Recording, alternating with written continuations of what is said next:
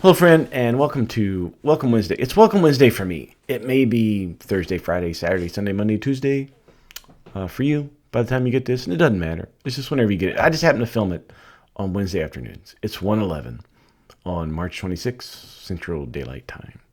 Here we are.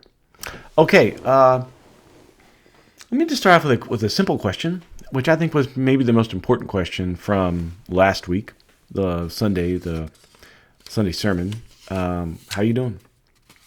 How you doing, friend? You know, I shared about Steve Burns. He's the guy from Blue's Clues, which was a wonderful children's show in the 90s, late 90s, early 2000s. And, you know, Steve was the main character. Steve and I are the same age. And so we don't know each other. But Steve asks, would take Blue, the animated hound, and try to figure out the puzzle for the day. Blue's Clues. You got it. Well, he reappeared on TikTok, and all he does is ask a question, looks into his camera and asks a question. And the question is simply this: how you doing?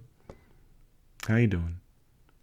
It seems simple, doesn't it? It seems so simple, and yet that's can be kind of dangerous to ask that question, because you're opening, not only are you opening your heart up to hear what others have to say, but you're inviting others to open their hearts up.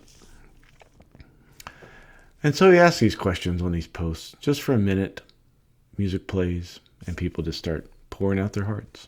Now, it's not all live, right? I mean, people are doing that over time. The last one he posted was in February. And when he did that, since then, this post has been liked over 1 million times. There are 66.3 thousand comments on it. It's been shared over 60,000 times. Now, in the algorithm or in the math of social media, that's good. It's not fantastic. But to me, it shows a pretty amazing thing. I read the comments. And they just break your heart. A simple question of how you doing, and somebody responds this way: Steve, I have to meet with a funeral home today about my son who is in hospice. I needed this more than you know. And somebody else asked, Steve, or it just says, Steve, they keep trying to hurt us for no reason. We really just want to be loved and to live in love and not cry. Think about 66,000 responses like that. That's a lot of pain. That's a lot of hurt. That's a lot of vulnerability. But I think that as a church, that's really all we have, is that kind of capacity to ask people, how you doing? And to sit with it. You can't fix it. You just want to love them. And baby, all we can do is just sit there and listen. So friends, I ask, how you doing? I'm not trying to replicate Steve's thing, but just know that I'd like to know how you're doing. If you're wondering how I'm doing okay. Just like you. I got my own questions. I got my own pains. I got my own wounds. Trying to work through. I got my own certainties, my own fears, especially in this time. But we're all doing the best we can with what we have. And what I have is a great community to support me. And if you don't have a great community to support you, I hope you find one. I can recommend one. It's on the corner of 41st and Harriet Avenue in South Minneapolis. But I can also recommend lots of others too. How you doing?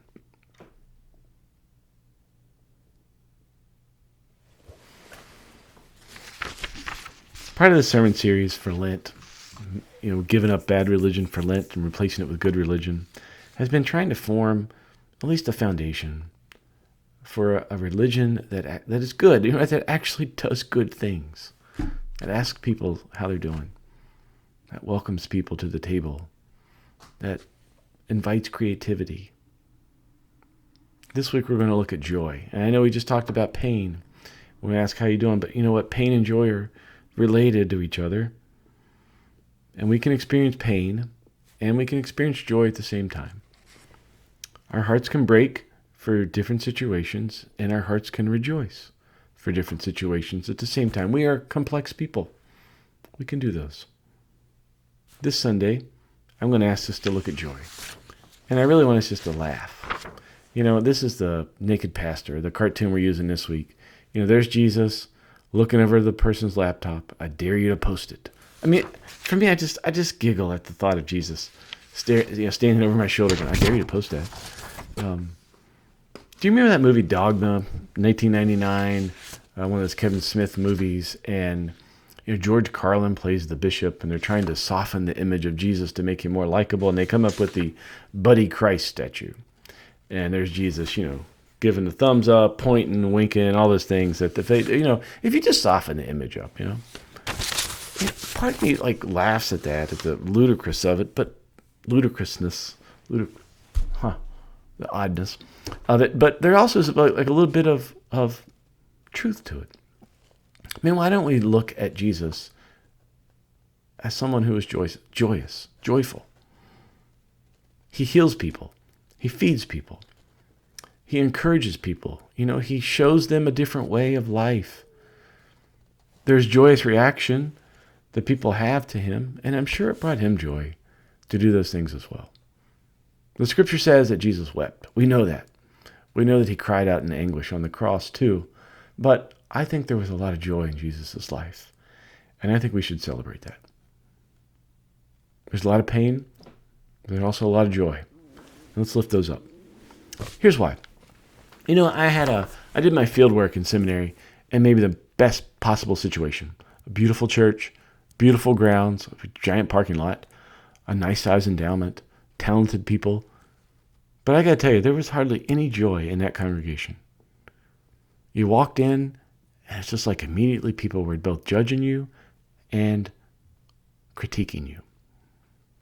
They knew how to complain really well. They didn't know how to be joyous. Right now, I think the world needs some joy.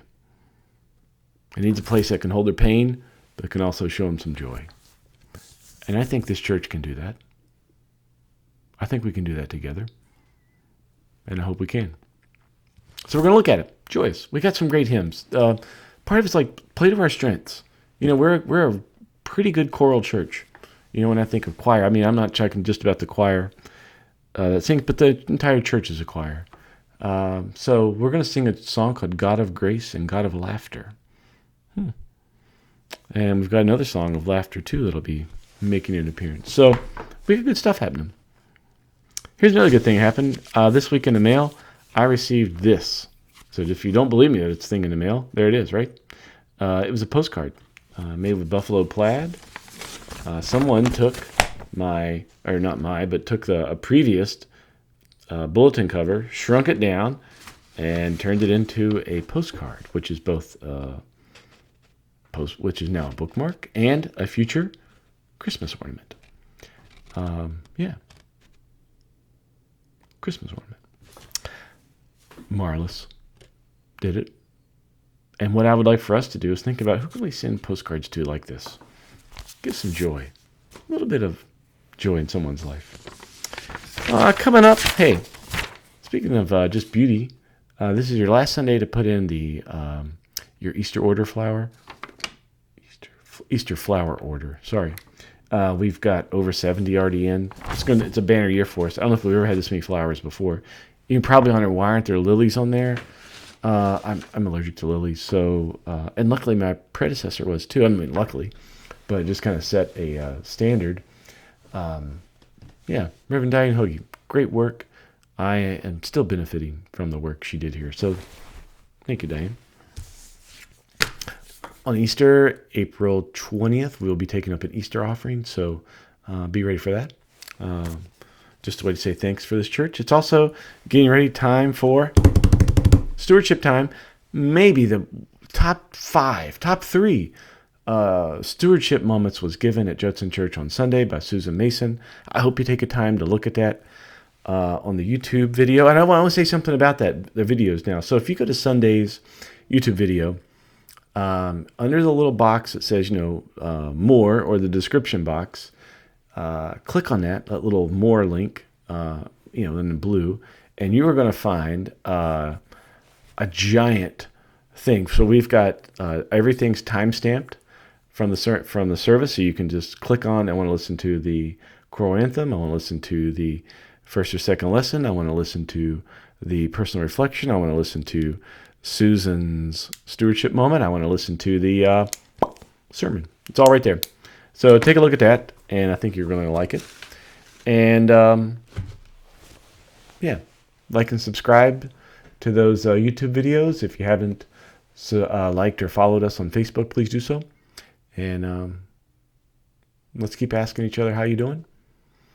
Let's keep working for good religion. Let's see what we can do.